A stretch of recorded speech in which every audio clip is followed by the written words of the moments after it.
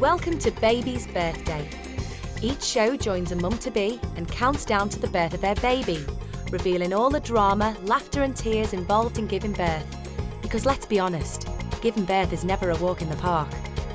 To help chart each birth, this is the Baby's Birthday Clock.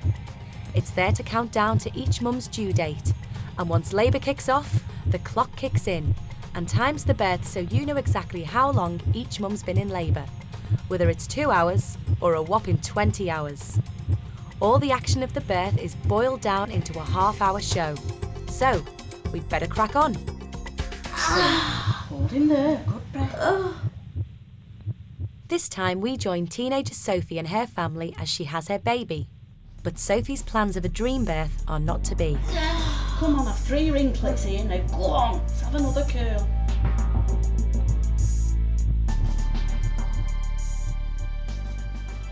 Meet teenagers Sophie Spivey and her boyfriend James. Unlike your average 17-year-olds, it's not just driving tests and A-level exams that are on their minds. The young couple are having a baby together, although the pregnancy wasn't planned. At Bolton Sixth Form College, James and Sophie continue their studies despite having a baby. When we first found out, it was a big surprise and a shock. I think I was crying for a few days. Now that I've got used to being pregnant, I'm excited.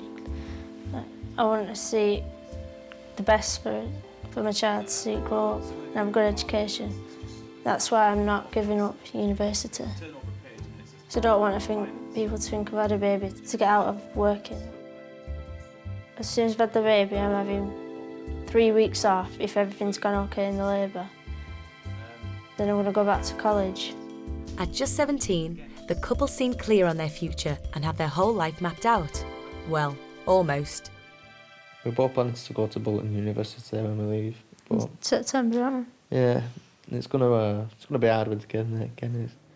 We both want to be successful, so I want to be an accountant, and a good one as well, and a lot of money. So, I want to be a barrister. I want to move down to London, but not decided on that that's not yet. open for discussion yet as well. The whole family has been incredibly supportive and James's dad has invited them both to live with him. But Sophie's dad wasn't so pleased when he first heard the news his little girl was pregnant. To be honest, my reaction when I first found out about Sophie and James having a baby was quite a muted reaction because, well, for a start, Sophie told me by text while I was at work, which was such a, and of course, because she's so young, Sophie, at first I felt, oh no, she's making the same mistakes that I've made and she's messing her life up and she's got college and, and she's going to do a degree. And then, but then after a while, well, fairly quickly actually, I started to see that Sophie was, if anything, she was throwing herself into the college and she was really focused and being really mature about it. And James is the best son-in-law you could wish for. So that really quickly dissipated and became so happy for her really and really proud of her, so it's a great thing. The couple are really excited about becoming parents, but with the due date been and gone, there's still no sign of the baby. When the little one does want to meet the world, Sophie's adamant she will have a natural birth and not rely on drugs to ease the pain. Really looking forward to the birth. Sophie's made a birth plan and she's really exactly what she wants. I will have this, I won't have that. I've put that I just want, on my birth plan, I just want to have gas and air. And that under no circumstances I put on her that I don't want an epidural. Because I don't want a caesarean because I've no stretch marks and I don't want it, obviously, to ruin my stomach. And I want to experience labour as well because I've done all the classes and stuff. Yeah, you feel welcome without experiencing it, that's it. I want to see what all the hype is about, what people say. Yeah. The nursery is newly decorated and everything is ready. Everything that is apart from the baby. It's 8 days past the due date and still no sign of it putting in an appearance. Sophie and James visit the hospital for a checkup and to discuss if and when labour will be induced. Right, my name's Denise, I'm one of the midwives here, all right. Yeah. You're overdue now, about 8 days? 8 days, yeah. Yeah. All right, not that's nervous. I'm not going to do anything nasty. Right, now, what I'm going to do now is just examine you, just make sure everything's okay, and then we'll talk about induction, okay? I've been told the pains a lot stronger, and it distresses the baby because it's been set off. Not naturally, obviously. And they wanted to induce me on the Wednesday, which was, I'd be 13 days over. And I said no. And then they said, right, well, 15 days we'll have to do you. But I still didn't want to be done on 15 days. I think they were patronising me because I was young, like trying to persuade me. Right, so one of my concerns is that the baby isn't moving that much. Okay, and so we'll monitor that with I'll give you a chart to count the movements, and by coming to the antenatal day unit for monitoring. The other little concern I've got is that you're quite small and the baby's a decent size. Right. Okay, and like you said, the baby's getting bigger every day. Okay. Despite the risks and the midwife's genuine concerns, Sophie is determined that she wants to go into labour naturally. But will Sophie's choice be the right one? I'd rather not be induced because I've been told it takes you into the last stages of labour, so your body don't build up and get ready for the pain. So then I think all my plans will get thrown out the window and I'll end up having pain relief and stuff. The waiting seems to have paid off, as 14 days overdue and just hours before she's due to be induced, Sophie's waters finally break. Tell me in a minute when that gas is worn off. Just close your eyes for a minute, that's brilliant.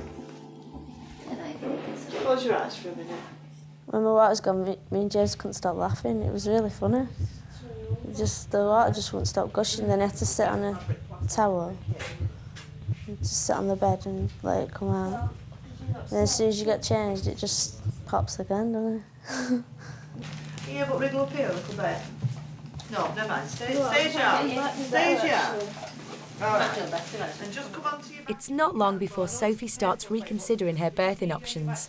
Bring out the drugs. Okay, Sophie came in a couple of hours ago at 3 centimetres dilated. She's started on the gas and air because she's having some pain, and we think the baby's back to back and she's having quite a lot more pain. So we're talking about having an epidural. So that's where we're at the minute. What I'd written on my birth plan was that I didn't want an epidural. I didn't want any pain relief other than gas and air, but when I got in the labour, it was totally different. I ended up having the epidural, but I'd been told that the epidural distresses the baby and it affects its breathing. When I asked the anaesthetist, he said that's not true at all. It's that it more affects the mother, really. That you can have numbness in your legs afterwards and things like that, but I didn't have any of that. So really, I'd had a lot of wrong information, really. So I probably would have made them decisions in my birth plan. I'm going. Open marble stood in the bed sheet. Yeah, it's going. Just everything that's going on. Put your feet up on here. Put your feet up there, hold the pillow. Okay, rest here, okay, right. I tell you the position between the leg. But it's not only Sophie feeling the pressure. I suppose it was horrible. There's nothing I could do about it.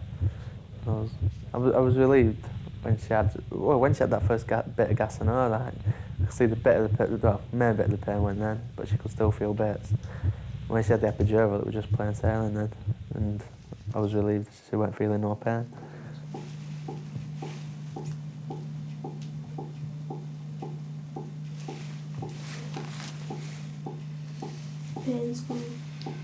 Okay, hang on Just here. take some of Yeah. your gas on it. Use the gas. I'm hanging on here for a while, yeah. Something. You want to use this? You can use it, okay. An epidural is an injection of local anaesthetic and pain-killing drugs into the spine. It often gives complete pain relief to the mother, yet despite this, having an epidural is by no means an easy option. Women who have an epidural are 3 times more likely to need assistance to help deliver the baby. And as Sophie's expecting her first baby, choosing an epidural will cut her chances of having a normal delivery in half. Good, you're doing very well, I tell you. Need some water. You're doing very well. That's a few minutes. 10 out of 10 marks for you, okay? To have the epidural was really uncomfortable because I was in agony and it took about 20 minutes to actually give me the epidural, and I'm sat at the end of the bed in agony. Are you alright, love? And they were like fussing about with like all the medical stuff they had to do. I remember him injecting it, and I was really shivery then, from then on. It's shaking.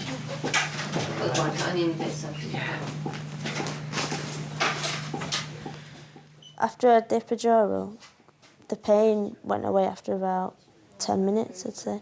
After that, I had no pain at all. Fine, yeah. Come on. Here.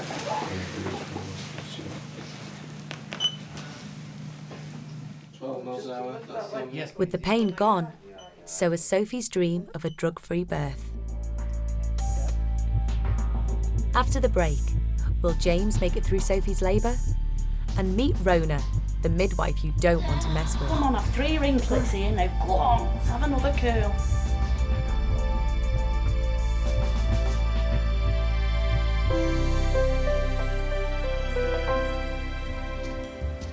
We're back with 17-year-old couple James and Sophie with their high ideals of having a drug-free birth.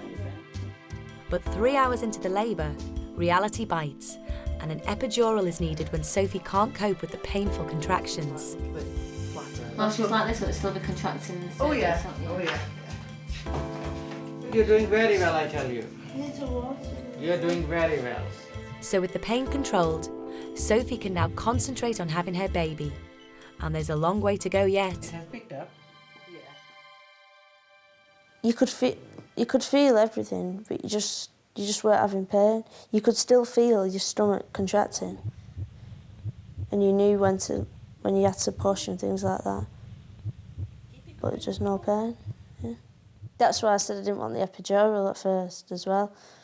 But when I was in there, I still had control of everything. I was probably in more control after the epidural because I was in pain before and I wouldn't have been able to control the pushing. I would have had it earlier on if I was allowed the epidural, yeah.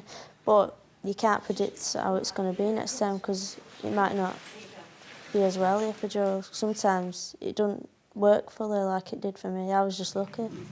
Push hard. Come on, Really push hard, Sophie. Really Push hard. Go on, you're doing really well. You're doing fantastic. Good girl. Just numbing your bum. All right. Take a breath. Good lass.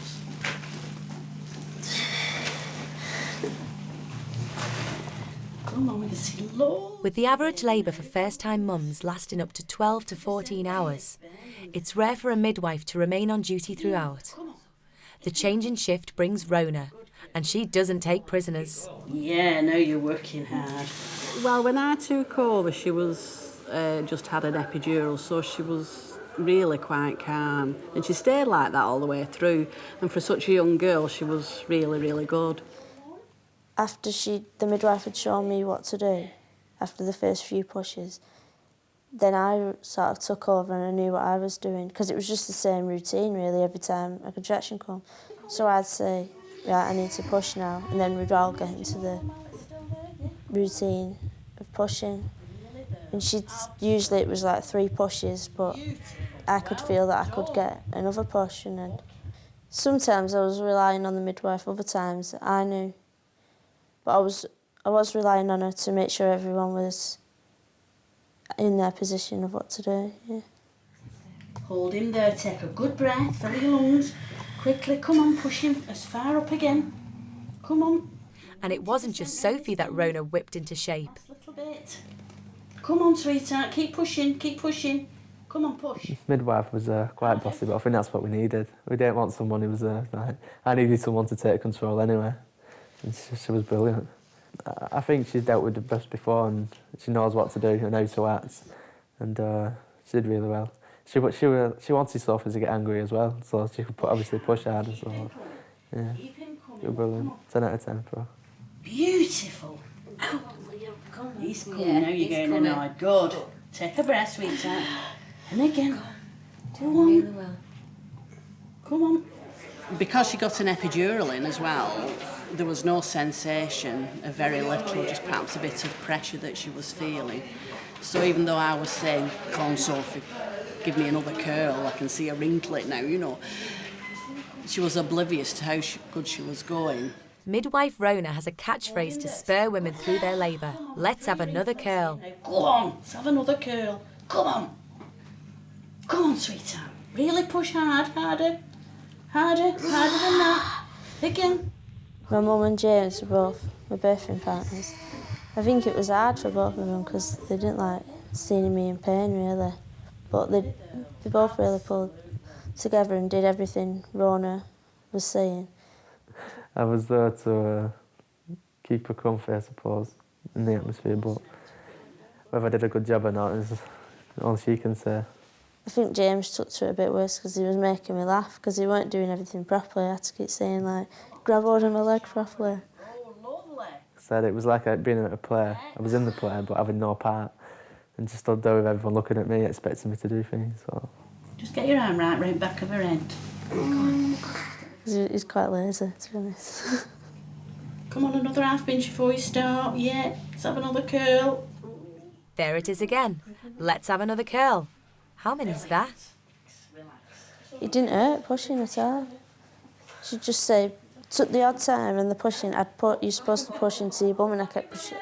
I'd push into my stomach and I knew I was doing it wrong. But once you start, you can't, until you finish the push, you can't change the push. Like.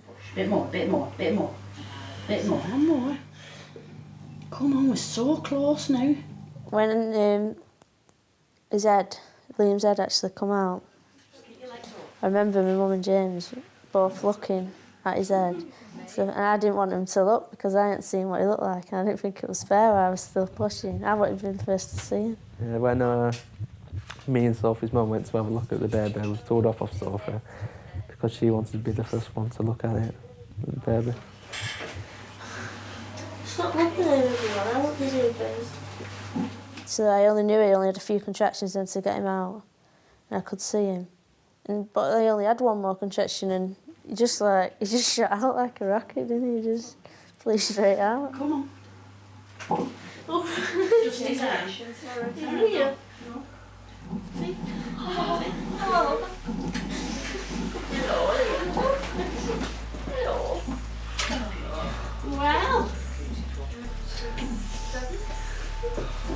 Well done. Will you do? Do we have to bring back? I was really, really amazed, honestly. I couldn't imagine it. When I first stood there, that's why I had to put my head in a different place, because when I first stood there I thought, no way baby's going to be there in a minute screaming, you know. But the weirdest thing of the lot was cutting the cord. It was more like a hacking through the cord.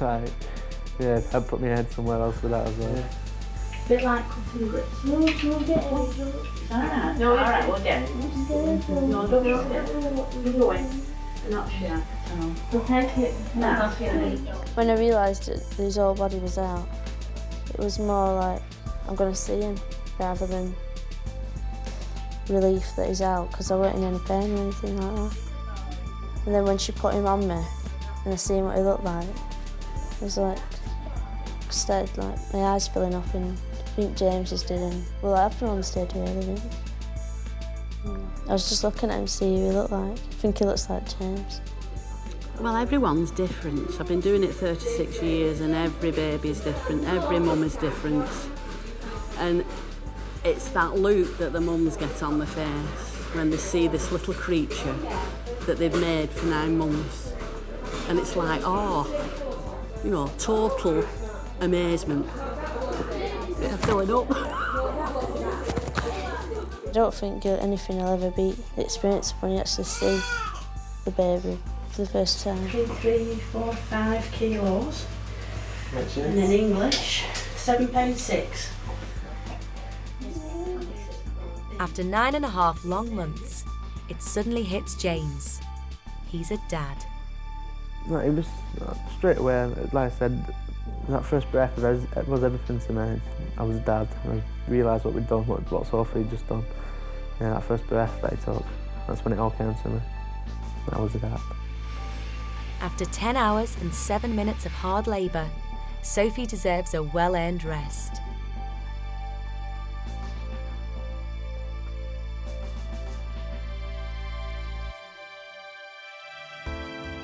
With baby Liam home, the young couple of finding parenthood is showering them with new rewards.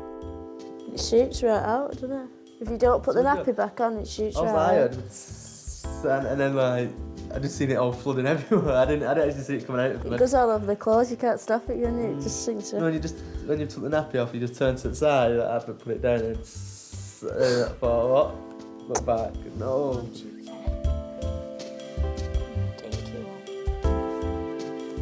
At first, when I found out I was pregnant, we were shocked, weren't we? Because I didn't think our family would take to it. But I think all the planning has helped, really. We hadn't have planned about what I was doing at college and university. My expectations are a lot worse. You know, people tell you, oh, you're never going to sleep and all this, it's all They're that. still saying it now, aren't they? When Yeah, you go to the shop and stuff, they'll say, oh, it'll never be the same and all that. But we've been out, we've been for meals. Done as much as we're doing normally, and we still get looked after. I think it's sometimes the dads don't take to it, do they, as much as the mums. But we're just helping each other out. What's he doing? You got wind, Sophie, you got a Was there? Yeah, when he starts smiling like that, it's not a good thing.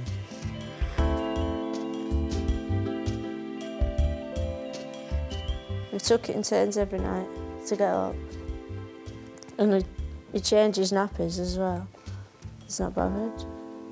Do everything. From the start of labour to the birth of baby Liam, labour lasted 10 hours, 7 minutes, and now the young couple are looking forward to the future. Now that Liam's been born, my overall feeling is just joy that he's here and he's all fine and everything's fine, Sophie's fine. And that staying up for the night and the feeding and changing, it's nothing compared to what we've got, so yeah, it's been excellent. Looking forward to growing up together as a family.